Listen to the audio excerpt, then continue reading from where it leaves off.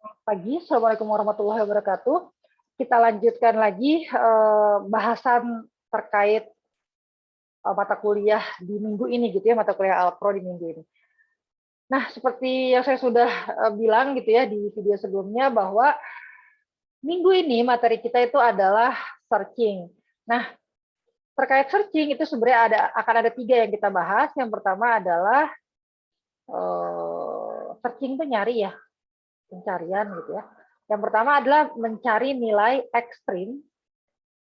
Jadi kasusnya ini ceritanya ini ya, diberikan sekumpulan nilai gitu ya supaya mudah kita kasih nilainya itu datanya itu tipe datanya bilangan bulat gitu ya. Tapi sebenarnya nggak terbatas bilangan bulat aja gitu ya.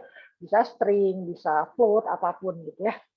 Bahkan bisa tipe bentukan juga gitu. Mahasiswa atau apa. Nah, supaya saya mudah menjelaskannya dan kalian mungkin mudah membayangkannya, maka asumsikan bahwa saya punya sekumpulan data di mana data tersebut adalah sekumpulan bilangan bulat gitu ya, yang dimasukkan ke dalam array gitu. Ya.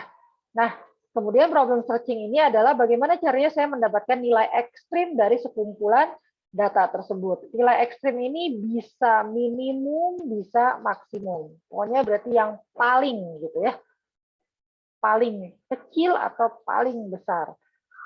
Berarti mencari nilai ekstrim. Yang selanjutnya adalah mencari istilahnya tuh linier ya. Atau saya tulis problemnya deh ya. Mencari nilai gitu ya. Mencari nilai di array acak. Terus yang satunya lagi ini, nah ini istilahnya tuh kita pakai yang namanya linear atau ada juga yang nulis sekuensial gitu ya, sequential search. Oke, kemudian yang ketiga adalah mencari atau searching nilai di array terurut gitu, yang sorted. Nah ini namanya kita bisa pakai metode yang namanya binary search, gitu ya. Oke, kita mulai dari yang pertama, nilai ekstrim. Nilai ekstrim itu sebenarnya nyari maksimum, minimum itu rasanya saya sudah jelaskan gitu ya di kuliah-kuliah sebelumnya. Tapi karena tadi di kelas saya bahas, maka saya akan bahas lagi di sini. Oke, saya buat satu array baru gitu ya, 1, 2, 3, 4, 5, 6. 1, 2, 3, 4, 5, 6, 7 ya. Oke, kita anggap M-nya ada 7. Oke. Terus array-nya saya kasih namanya T aja lah ya, biar sama seperti di slide gitu ya, table.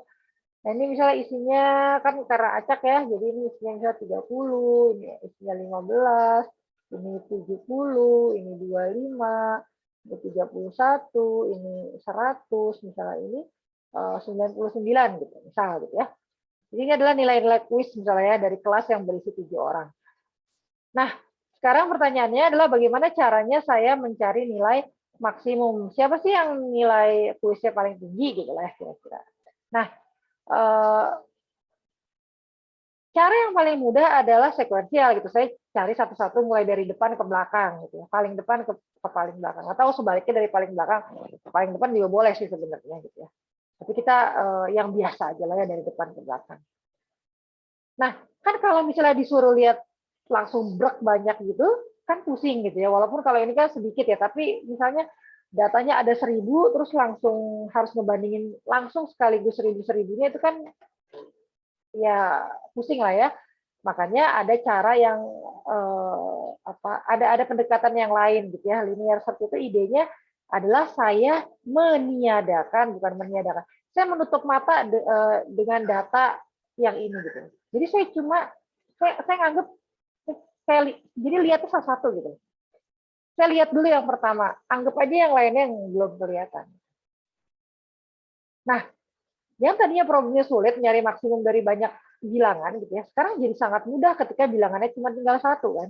Ya, kalau bilangannya hanya satu, saya cari maksimum itu, saya cari minimum itu gitu.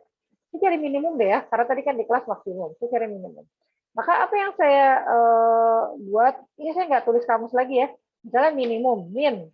Saya setel bahwa minimum itu adalah isi dari T, array T di posisi ke-1. Kok bisa? Ya bisa karena T-nya nilainya saya anggap baru cuma 1 gitu. Kamarnya cuma ada 1. Gitu. Maka kalau bilangannya cuma ada 1, ruangannya cuma ada 1, maka minimumnya pasti ya angka itu sendiri gitu kan. Saya baru tahu 30, maka ditanya berapakah nilai minimum dari angka 30? Ya angka itu sendiri gitu kan ya, karena cuma 1. Nah, ini udah kan ya. Setelah itu saya mulai membuka tetangga. Saya kenalan sama tetangga saya. Cukup 1 aja. Nggak usah banyak-banyak dulu. 1 aja tetangganya. Ya, jadi saya akan kenalan dengan tetangga yang ini. Gitu.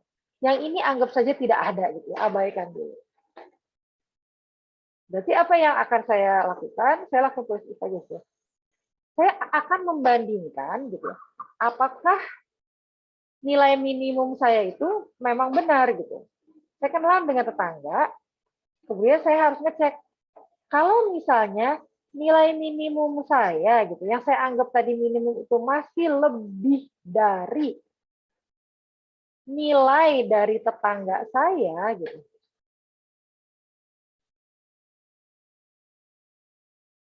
Kan? Kalau nilai minimum saya yang saya percaya tadi adalah yang paling kecil gitu ya. Ini kan yang saya percaya tadi paling kecil kan. Berarti kan kalau saya gambar ya ini minnya kan isinya P1, berarti isinya berapa? 30 gitu kan ya. Nah, kemudian si minnya ini 30 tadi itu saya bandingkan apakah dia lebih dari T2. T2 itu 15. Bener kan? True ternyata. Wah, ternyata bener 30 lebih dari 15 gitu. Ini lebih dari 15 gitu. Artinya dia udah, artinya apa? Artinya ketika saya kenalan dengan orang lain, ternyata dia nggak min gitu, nggak minimum. Ternyata dia masih lebih besar dari tetangganya. Kalau dia masih lebih besar dari tetangganya, artinya kan dia bukan minimum. Jadi apa yang harus saya lakukan? Yang harus saya lakukan adalah saya harus mengubah atau revise gitu ya, merevisi nilai minimum saya ternyata bukan 30, tapi nilai tetangganya tadi gitu. Karena kan lebih kecil. Jadi dia lebih berhak jadi yang minimum gitu. Maka ini bukan 30 lagi sekarang, tapi isinya 15. Gitu. Nah, kemudian kalau enggak gitu ya, kalau misalnya ternyata nilai minimumnya itu kurang dari atau sama dengan T2 gitu, ternyata nilai minimumnya itu lebih kecil atau sama dengan sebelahnya gitu. Misalnya ini, misalnya sebelahnya 35 gitu. Kan lebih kecil kan? 30 kan lebih kecil dari 35 gitu. Oke? Gimana dong kalau minimumnya lebih kecil? Nah, kalau minimumnya lebih kecil ya udah berarti benar gitu. Nggak usah diganti ini. Berarti minimumnya emang 30 gitu ya. Oke, sip. Tidak ada yang perlu dilakukan. Ya do nothing gitu ya. Kita tidak melakukan apa-apa. Kalau kita tidak melakukan apa-apa ya tidak usah ditulis gitu. Ya. Udah yang if aja. Gitu. Nah, itu tadi 15 ya.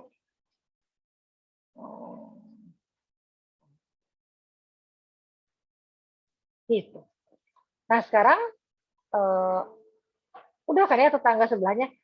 Nah, kan masih nggak yakin kan orang masih banyak nih tetangganya. Maka saya buka lagi, saya kenalan lagi sama tetangga yang sebelahnya lagi gitu. Sini. Gitu.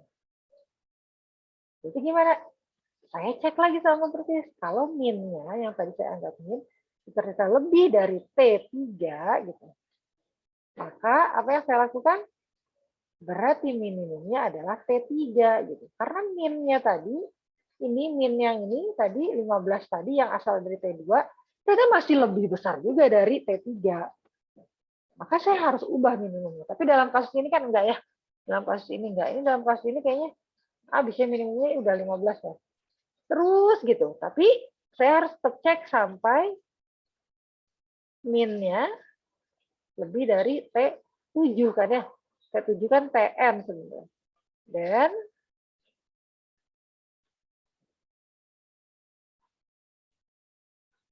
minimumnya adalah TN. Kira-kira seperti itu gitu ya. Nah, kalau kalian perhatikan lagi, ini kan yang dilakukan sama nih. If min lebih dari T gitu. Yang beda apa? Yang beda itu cuma ini aja. ini jadi dari 2 jadi 3 gitu ya. Ini terus harusnya 4, 4, 5, 5 terus n. Ini juga sama, ini kan kayak pakai counter aja gitu ya. Berarti saya tinggal, oh sorry, yang paling atas ini kan dia sendirian ya, jadi ya udah saya salin aja gitu, min T1 gitu ya. Terus if min lebih dari T, kok jadi, saya tadi ngomongin skor ya. Sorry. Ya, karena ada polanya, maka kayaknya saya bisa dipakai for gitu. For I-nya mulai dari berapa? Lihat, mulainya dari 2 gitu. Sampai berapa? Sampai 7 atau n. Gitu kan ya. Apa yang dilakukan per iterasinya yang sama kan ini kan? Oh, ternyata saya if min lebih dari T2 TI gitu ya. Karena nanti kan berubah-ubah T2, T3, T4 gitu ya. Maka min-nya itu saya ubah nilainya menjadi TI yang bersangkutan.